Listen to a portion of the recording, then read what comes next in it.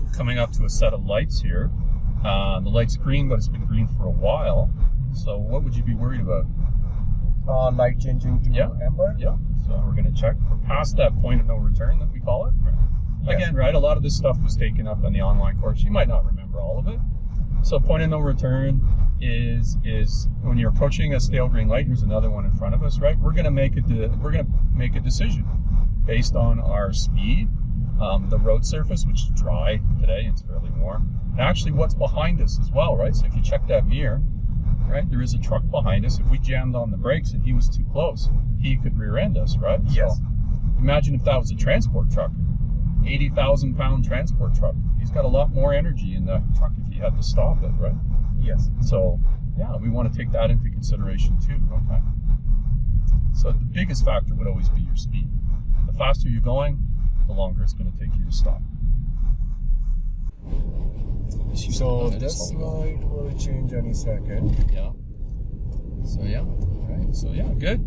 So right. So you hadn't even made that point of no return decision yet, which means that, you know, we're going to stop, right? But we'd always check our mirror. Yes. Anytime your foot's going for the brake, you should be checking that mirror, right? Yes. All right. You should be checking it routinely as you're driving down the road. You should check it after you turn onto a new road. Okay. Yeah. It just lessens the fact that you're going to get rear-ended. I always like to say it's kind of like, okay, if you've ever played sports like soccer or hockey or something like that, it's having that sort of 360-degree awareness, right?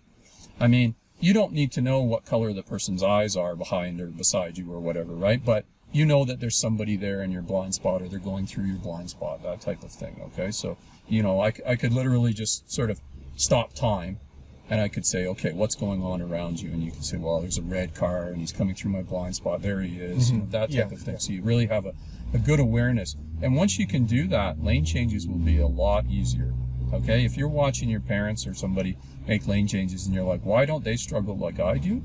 I mean, it's the fact that you know, they are very aware of what's going on around them, and then when they go to make their lane change, they're just kind of double checking. Okay. Yeah.